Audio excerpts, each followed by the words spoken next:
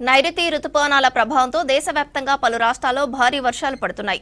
హిమాచల్, ఉత్తరాఖండ్లో కుండపోత వానలకు రవాణా వ్యవస్థ స్తంభించిపోయింది. గుజరాత్, రాజస్థాన్, యూపీలోనూ మోస్తరు నుంచి భారీ వర్షాలు పడుతున్నాయి. మరో 2 రోజుల పాటు హెవీ రెయిన్స్ కురిసే అవకాశం ఉందని తెలిపింది వాతావరణ శాఖ. దేశవ్యాప్తంగా పలు రాష్ట్రాల్లో భారీ వర్షాలు కురుస్తున్నాయి. రుతుపవనాల ప్రభావంతో నార్త్ స్టేట్స్ లో ఎడతెరిపి లేని వానలు పడుతున్నాయి. దీంతో ముఖ్యంగా హిమాలయ రాష్ట్రాల్లో జనజీవనం స్తంభించిపోయింది. హిమాచల్ ప్రదేశ్, ఉత్తరాఖండ్, జమ్మూ కాశ్మీర్లో కుండపోత వర్షాలకు వాగులు, నదులు పొంగి పొర్లుతున్నాయి. ఉత్తరాఖండ్లోని కేదార్నాథ్ మార్గంలో చిక్కుకున్న 338 మంది ప్రయాణికులను రక్షించారు ఎస్డీఆర్ఎఫ్ అధికారులు.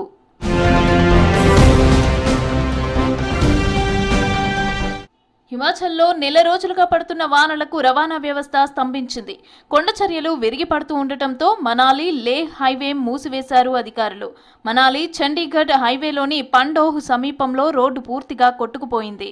ఘటనా స్థలానికి చేరుకున్న రెస్క్యూ సిబ్బంది యుద్ధ ప్రాతిపదికన మరమ్మతులు చేస్తున్నారు.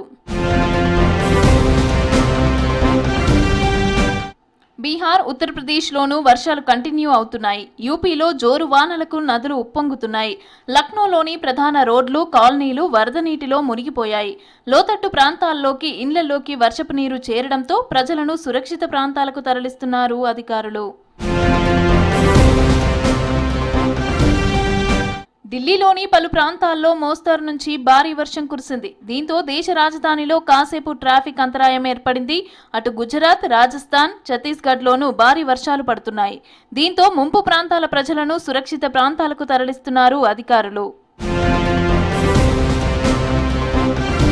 కేరళ, కర్ణాటక, మహారాష్ట్రలోని పలు ప్రాంతాల్లోనూ వానలు పడుతున్నాయి. మరో 2 రోజులు దేశవ్యాప్తంగా కొన్ని చోట్ల భారీ వర్షాలు కురిసే అవకాశం ఉందని తెలిపింది వాతావరణ శాఖ.